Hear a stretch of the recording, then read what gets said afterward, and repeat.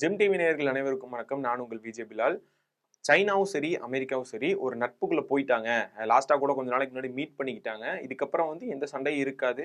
பொருளாதார ரீதியாவும் எந்த பிரச்சனையும் இல்லாம சரியா போகும். இதுக்கப்புறம் வந்து சைனாக்கும், ஒரு அமெரிக்காவுக்கும் ஒரு நட்பு வந்து வளர ஆரம்பிச்சுரும். இனி இன்னும் அடுத்த வருஷத்துல கூட ஜனவரி இல்ல பிப்ரவரி இந்த மாரி டேட்ல வந்து சீக்கிரமே வந்து திரும்ப மீட்டிங் வந்து நடக்கும் அப்படிங்கிற மாரிலாம் வந்து சொல்லிட்டு போயிருந்தாங்க. ட்ரம்ப்புமே வந்து அத கன்ஃபார்மா சொல்லியிருந்தாரு. இந்த மாரி போன டைம் மீட் பண்ணிட்டு போகும்போது கூட வந்து நெக்ஸ்ட் மீட்டிங் இந்த மாரி டைம்ல வந்து நடக்கும் அப்படிங்கிற மாரிலாம் சொல்லிட்டு போனாரு. இதுக்கப்புறம் எந்த பிரச்சனையும் இல்லாம 2 நாடுகளுக்குள்ளேயும் வந்து ஒத்துமையா இருப்பாங்க அப்படின்னு பார்த்தா, இப்போ ரகசியமா அமெரிக்கா என்ன பண்ணியிருக்காங்க அப்படின்னு பார்த்தீங்கன்னா, சைனாக்கு ஆப்போசிட்டா இப்ப இருக்கக்கூடிய தாய்வான் அவங்களுக்கு வந்து ஹெல்ப் பண்ணியிருக்காங்க. அது என்ன மாரியான ஹெல்ப் அப்படின்னு பார்த்தீங்கன்னா, ராணுவ ரீதியான ஒரு ஹெல்ப்லாம் வந்து பண்ணியிருக்காங்க. ஸோ அது என்னென்னலாம் பண்ணியிருக்காங்க, அதுக்கு சைனா எப்படி ரியாக்ட் பண்ணியிருக்காங்க அப்படிங்கிறது எல்லாமே இந்த வீடியோல நம்ம டீட்டெயில்ஸா பார்க்கலாம்.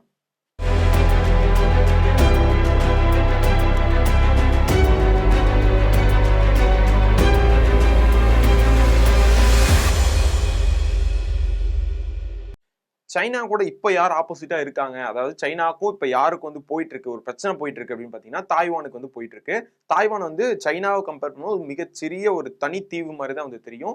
அத என்ன பண்றாங்க அப்படின்னு பார்த்தீங்கன்னா, சைனா வந்து அவங்க கூட வந்து சேர்த்துக்கணும் அப்படின்னு பார்க்கறனால அவர் வந்து போராடிட்டு இருக்காரு. ஸோ அது மட்டும் இல்லாம, அவரு இந்த விஷயத்துல இறங்கி இந்த தாய்வான வந்து அதாவது அந்த நாட்டு கூட வந்து சேர்த்துக்கணும் அப்படின்னு எதுக்காக பண்ணிட்டு இருக்காரு அப்படின்னு பார்த்தீங்கன்னா, அவருடைய அந்த பதவிய வந்து அடுத்து வந்து தக்க வச்சுக்கணும் அப்படிங்கிறக்காக தான் வந்து இத பண்றாரு அப்படிங்கிறது வந்து இன்னொரு விஷயமா இருக்கு. சரி இந்த நிலைமையில போயிட்டு இருக்கும்போது, இப்போ இந்த பிரச்சனை வந்து 2026ல ஒரு மிகப்பெரிய பிரச்சனையா இப்ப எப்படி இஸ்ரேல் காசா பிரச்சனையோ, இல்ல ரஷ்யா உக்ரைன் பிரச்சனை இந்த மாரி பெருசா பேசப்படுதோ, அந்த அளவுக்கு ஒரு மிகப்பெரிய பேசப்படுற அளவுக்கு ஒரு மிகப்பெரிய போராவோ, இல்ல மிகப்பெரிய ஒரு பிரச்சனையாவோ போகும் அப்படிங்கிறது நெறைய பிரெடிக்ஷன் வீடியோஸ் அதுக்கப்புறம் அந்த மாரி அந்த பாபா வங்க அப்படிங்கிறலாம் சொல்லுவாங்க. ஸோ அவங்களோட பிரெடிக்ஷன் வீடியோல வந்து சைனாக்கும், தாய்வானுக்கும் ஒரு மிகப்பெரிய பிரச்சனை 2026ல வந்து ஸ்டார்ட் ஆக போகுது. உலக அளவுல இது வந்து பேசப்பட போகுது அப்படிங்கிற மாரிலாம் வந்து சொல்லியிருக்காங்க. ஸோ அதற்கு ஒரு சின்ன பாயிண்ட்டா எடுத்து குடுக்குற மாரி தான் வந்து இப்ப அமெரிக்கா பண்ணியிருக்காங்க. என்ன அப்படின்னு பார்த்தீங்கன்னா, தாய்வான் வந்து ஒரு நான் முன்னாடியே சொன்ன மாரி ஒரு சின்ன இடம் தான். சைனாவோட கம்பேர் பண்ணும்போது தனியா இருக்கக்கூடிய ஒரு சின்ன தீவு. அவங்க வந்து உள்ள அவங்கள வந்து இணைச்சுக்கணும் அப்படின்னு பார்க்கறது வந்து தாய்வான் வந்து விரும்புறதில்ல. நாங்க தனியாவே இருந்துக்கிறோம் அப்படின்னு தான் வந்து சொல்றாங்க. ஸோ இந்த இடத்துல என்ன பண்றாங்க அப்படின்னு பார்த்தீங்கன்னா, நெறைய ஆர்மி சேர்ந்தமான நெறைய டிஃபென்ஸ்லாம் இருக்கும்ல. நெறைய அந்த ஆயுதங்கள்லாம் இருக்கும்ல. ஸோ இந்த மாரி விஷயங்கள்லாம் வந்து தாய்வானுக்கு வந்து அமெரிக்கா வந்து வித்திருக்காங்க. அது எவ்வளோக்கு அப்படின்னு பார்த்தீங்கன்னா, கிட்டத்தட்ட $11,000,000 அளவுக்கு வந்து வித்திருக்காங்க. அதாவது வாங்கியிருக்காங்க இவங்க. எதுக்காக வாங்கியிருக்காங்க? அப்படி என்ன சொல்லியிருக்காங்க அப்படின்னு பார்த்தீங்கன்னா, இவருக்கு வந்து ஆல்ரெடி தாய்வானுக்கு வந்து நெறைய கடன்கள் இருக்கு. இருந்தாலுமே வந்து தாய்வானுக்கு நான் வந்து உதவி செய்றேன் அப்படின்னு சொல்லி, ஆனா காரணம் இல்லாம ஏதோ அமெரிக்கா அதாவது ட்ரம்ப் வந்து உதவி செய்ய மாட்டாரு. ஏதாவது ஒரு காரணம் இருக்கும். ஒரு நாட்டுக்கு உதவி செய்றாருன்னா, அந்த நாட்டுக்கு சும்மா ஏதோ பாவம் கஷ்டப்படுறாங்க அப்படிங்கிற மாரிலாம் போர்ல வந்து அடி வாங்கிருவாங்க இவங்க. கஷ்டப்படுறாங்க அப்படின்னு அவரா போய் உதவி செய்வாருன்னு யோசிக்கிறீங்களா?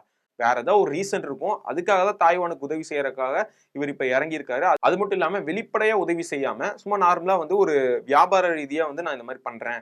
இதுக்கு இப்ப வந்து எதுக்கு நீங்க இவங்களுக்கு வந்து குடுத்தீங்கன்னு கேட்டாலுமே, இது நார்மலா நாங்க பண்ண வியாபாரம் தான் அப்படின்னு சொல்லிட்டு அவர் போயிருவாரு. ஸோ அந்த மாரி தான் வந்து பண்ணியிருக்காரு. இந்த மாரியான ராணுவ ஆயுதங்கள், இந்த மாரி விஷயங்கள்லாம் வந்து குடுத்துருக்காங்க. முக்கியமா அதிகமா என்ன வாங்கியிருக்காங்க தாய்வான் அப்படின்னு பார்த்தீங்கன்னா, லோ ரேஞ்ச்ல இருந்து ஷாட் பண்ணக்கூடிய நெறைய இந்த மாரி ராணுவ ஆயுதங்கள்லாம் வந்து வாங்கியிருக்காங்க. இது எதுக்காக லாங் ரேஞ்ச்ல இருந்து இந்த ஷார்ட் ரேஞ்ச்ல இருந்து இந்த மாரி தாக்கக்கூடிய ஆயுதம்லாம் எதுக்கு வாங்குறாங்க அப்படின்னு ஒரு யோசனை வரும்போது, இந்த தாய்வானுக்கும், சைனாக்கும் நடுவுல அந்த கடல் பகுதி இருக்குல்ல. ஸோ அந்த இடத்துல அதிகமா வந்து சைனாவுடைய கடற்படைகள் வந்து நெறைய சுத்தி வந்துட்டு இருக்காங்க. தாய்வான வந்து எந்த நேரத்துல வேணா கைப்பற்றக்கான வாய்ப்புகள் வந்து இருக்கு. ஸோ அந்த மாரி சுத்திட்டு வரனால, இவங்க அந்த நாட்டுக்குள்ளேயே இருந்து தாக்குறதுக்காக கடலுக்குள்ள போகாம, நாட்டுக்குள்ள தரைப்பகுதியிலிருந்தே கப்பல்ல இருக்கக்கூடியவங்கள வந்து தாக்குறதுக்காக, இந்த மாரி திங்ஸ்லாம் வந்து நெறைய வாங்கியிருக்காங்க அப்படின்னு சொல்லி சொல்றாங்க. ஆல்ரெடி இந்த பிரச்சனை அதிகமா போயிட்டு இருக்கும்போது, இந்த மாரியான ஹெல்ப் அமெரிக்கா கிட்ட இருந்து வரும்போது, இவங்களுக்கு வந்து பலம் இன்னும் கொஞ்சம் அதிகமாகும் அப்படின்னே வந்து சொல்லலாம். என்னதான் ஒரு சின்ன நாடா இருந்தாலுமே, சைனாவ எதிர்த்து தாக்குற அளவுக்கு ஒரு ஆயுதங்கள் வந்து கிடைக்குது அப்படிங்கும்போது வந்து, அது அவங்கள வந்து தாக்கு பிடிக்கிற அளவுக்கு, ஈடு குடுக்குற அளவுக்கு ஓரளவுக்காவது ஆயுதங்கள் கிடைக்குது அப்படிங்கும்போது, அது ஒரு பிளஸ் பாயிண்டாவே இருக்குது தாய்வானுக்கு. சரி அமெரிக்கா மட்டும் தான் சப்போர்ட் பண்றாங்களா அப்படின்னு பார்த்தீங்கன்னா, சரி அமெரிக்கா மட்டும் தான் வந்து தாய்வானுக்கு சப்போர்ட் பண்றாங்களா அப்படின்னு கேட்டீங்கன்னா, அப்படி இல்ல. அது மட்டும் இல்லாம அமெரிக்காவ சார்ந்து எந்தெந்த நாடுகள்லாம் வந்து அமெரிக்கா பண்ணா அது சரியா தான்ப்பா இருக்கும் அப்படின்னு சொல்லக்கூடிய நாடுகள் யார் யாரு அப்படின்னு பார்த்தீங்கன்னா, யூரோப்பா இருக்கட்டும், அதுக்கப்புறம் பார்த்தீங்கன்னா ஜப்பான். இந்த 2 நாடுமே வந்து தாய்வானுக்கு வந்து ஹெல்ப் பண்றாங்க. ஹெல்ப் பண்ணுவோம் அப்படிங்கிற மாரியும் வந்து சொல்றாங்க. ஏன்னா அமெரிக்கா ட்ரம்ப் வந்து சொன்னாருன்னா, ஒரு விஷயம் ஒண்ணு பண்றாருன்னா, அது வந்து சரியா தான் இருக்கும். அது சரியான ஒரு முடிவெடுத்து தான் அவர் பண்றாரு.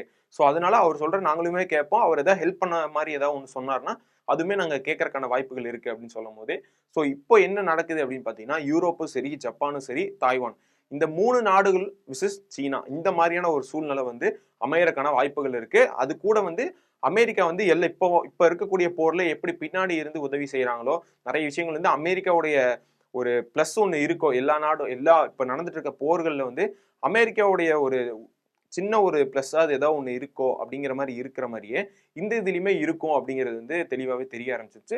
ஸோ 2026ல புதுசா வந்து என்ன போர் உருவாக போகுது, இருக்கிற போர் பத்தாம இன்னொரு போர் வந்து உருவாக போகுது என்ன அப்படின்னு பாத்தீங்கன்னா, சைனா விசஸ் இந்த தாய்வான் இந்த இதுதான். தாய்வானுக்கு பின்னாடி இந்த மாதிரி நாடுகள் நான் முன்னாடி சொன்ன மாதிரி இந்த யூரோப் இந்த மாதிரியான நாடுகள்லாம் இருக்க போறாங்க.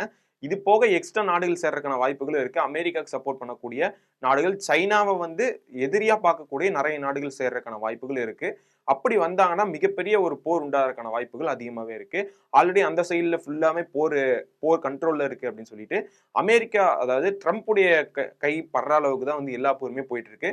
அவர் ஏதோ ஒன்று பண்ணாருன்னா இந்த போர் நிறுத்தி வச்சிடலாம் அப்படிங்கிற இதுல போனாலுமே இன்னுமே போர் நிறுத்தாம தான் அங்கெல்லாம் நடந்துட்டு இருக்கு. ஸோ இந்த போர் வந்து புதுசா ஆரம்பிக்க போகுது அப்படிங்கிற ஒரு தகவல் வெளியே வந்திருக்கு. இதுக்கு சைனா என்ன ரிப்ளை பண்ணியிருக்காங்க அப்படின்னு பாத்தீங்கன்னா, விதை விதைத்தவன் வினை அறுப்பான் அப்படிங்கிற மாதிரி ஒரு தத்துவம் வந்து சொல்லி, அதாவது இந்த மாதிரி பண்றதுனால ஒரு யூஸும் இல்லை உங்களுக்கு. நீங்க இந்த மாதிரி வந்து அவங்கள்ட்ட வியாபாரம் செய்றீங்க. நீங்க நேரடியா அந்த தாக்குதலுக்கான ராணுவ ரீதியான பொருள்கள்லாம் குடுக்குறீங்க.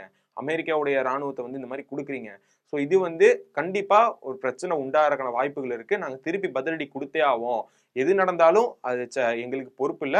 நீங்க என்ன பண்றீங்களோ அதே தான் சைனா திருப்பி உங்களுக்கு பண்ணும். அப்படிங்கிற மாதிரி ஒரு செய்தியும் வந்து வெளியிட்டிருக்காங்க சைனா. ஸோ இது வந்து இப்போ கொஞ்ச நாள் முன்னாடி தான் சைனாக்கும் அமெரிக்காவுக்கும் ஒரு நல்ல நட்புறவா போயிட்டு இருக்கு அப்படின்னு பார்த்தா, திரும்ப ஒரு விரிசல் உண்டாயிருக்கு அப்படின்னு சொல்லலாம். ஆனா இது அமெரிக்கா, நான் சொன்ன மாதிரி ட்ரம்ப்புக்கு இதனால ஏதோ ஒரு பலன் இருக்கு அப்படின்னா, கண்டிப்பா ஏதோ ஒரு பலன் இருக்கும். ஏன்னா என்ன அப்படின்னு பார்த்தீங்கன்னா, சைனால இருக்கக்கூடிய வளங்கள் முக்கியமா அதுதான் சைனால மட்டும்தான் இருக்கு, வேற எங்கேயுமே கிடைக்காது அப்படின்னு இருக்கக்கூடிய அந்த ரேர் எர்த் மெட்டீரியல்ஸ் அப்படின்னு சொல்லிட்டு இருக்குல்ல. ஸோ அதை வந்து கைப்பற்றதுக்காக இந்த வாய்ப்புகள் இருக்கலாம். ஏன்னா இப்போ இந்த தாய்வானை வச்சு சைனாவை ஏதாவது ஒன்று பண்ணி பிரச்சனை உண்டாக்கி அங்க இருக்கக்கூடிய இப்ப இருக்கக்கூடிய சைனா அதிபரை வந்து போக வச்சுட்டாருன்னா, மேலும் புதுசா வேற ஒருத்தர் வருவார்ல. ஸோ அப்படி வர வந்து கைக்குள்ள போட்டுக்கலாம். சைனாவை வந்து நம்ம கைக்குள்ள போட்டுக்கிட்ட மாதிரி அப்படிங்கிற ஒரு முடிவு எடுக்கணும் அப்படிங்கறக்காக, அந்த மாதிரி ஒரு சூழ்நிலை அங்க உண்டாக்கணும் அப்படிங்கறக்காக தான் ட்ரம்ப் வந்து இதை பண்றாரு அப்படின்னு சொல்லிட்டு இருக்காங்க. நம்ம எல்லாருக்குமே தோணும், திடீர்னு ஏதோ யோசனை போடுறாருப்பா, ஏதோ ஒன்று சொல்றாரு ட்ரம்ப் அப்படின்னு நம்ம எல்லாருமே சொல்லிட்டு இருக்கோம். ஆனா இவர் சொல்ற எல்லா விஷயத்துக்கு பின்னாடி ஒரு ஒரு ஒரு சின்ன ஒரு மெயின் இது இருக்கு. அதாவது இந்த மாதிரி பண்ணா இப்படி ஆகும் அப்படின்னு சொல்லி ஒரு கரெக்டா ஒரு இதை கிரியேட் பண்ணி தான் இவர் திடீர்னு ஏதோ ஒரு விஷயம் சொல்றதா இருக்கட்டும், ஏதோ ஒரு ஆர்டர் போடுறதா இருக்கட்டும், ஒரு சட்டத்தை போடுறதா இருக்கட்டும், இந்த மாதிரிலாம் வந்து பண்ணிட்டு இருக்காரு. ஸோ இது ஒவ்வொரு இடத்துலயும் இவர் பண்றதுக்கு பின்னாடி என்ன விளைவுகள் ஆகும் அப்படின்னு யோசிக்கும் போது தான் வந்து தெரியுது.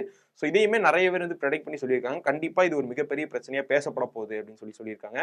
ஸோ இந்த ஒப்பந்தம், இந்த சம்பந்தம் வந்து எப்படி ஆயிருக்கு, இந்த மாதிரி விஷயங்கள் வந்து உங்களுக்கு கேள்விப்படும் போது எப்படி இருக்கு அப்படிங்கிறது எல்லாமே கீழே வந்து கமெண்ட்ஸ் சொல்லுங்க.